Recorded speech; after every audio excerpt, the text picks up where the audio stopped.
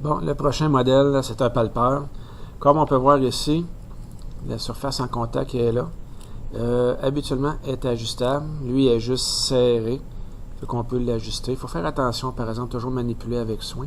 Et voyez-vous, il y a deux queues d'aronde. Il y en a une justement ici, pour qu'on puisse se fixer.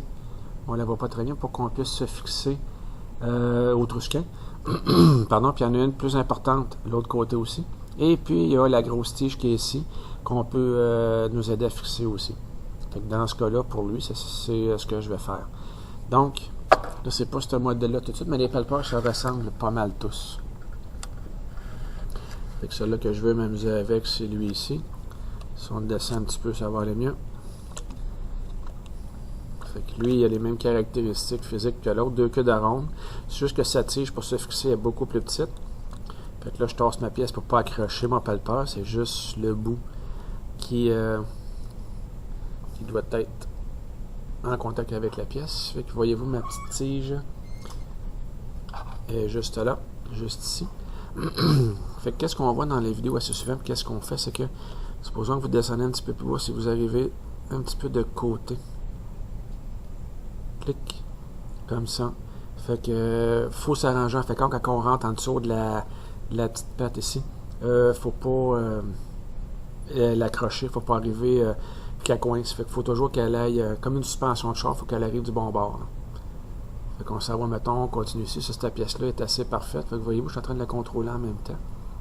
Si je me dis, oh, elle vient de bouger un petit peu. Ah, ben oui. Il y a une encoche derrière là, je l'avais pas remarqué. Là. Fait que quand je passe dans l'encoche, lui, il sait tout de suite. Après ça, je quitte ma pièce, boum, il retombe à zéro. Bon. Fait que si je me place un petit peu plus proche, la caméra elle nécessite toujours beaucoup de manipulation. Puis elle a un principe que vous avez probablement entendu parler, un spring back. Fait que quand on veut binder ou cintrer de la tôle des tubes, ils reviennent toujours un petit peu à leur position d'avant.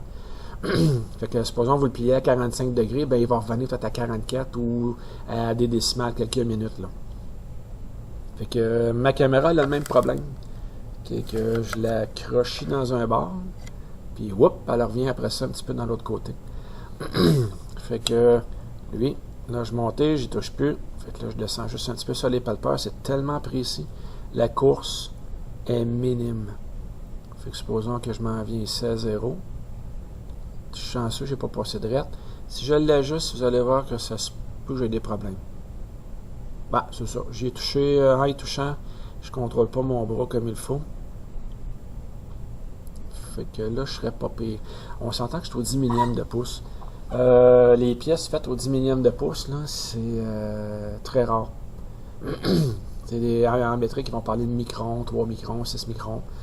En pouce, là, le 10 millième, c'est quelque chose. C'est super précis. Fait que c'est le même cadran que dans d'autres vidéos qui sont au 10 millième de pouce. Fait que là, mettons, je descends un petit peu. Oups, j'ai même pas forcé. Fait que là, je serais comme rendu à 0.002.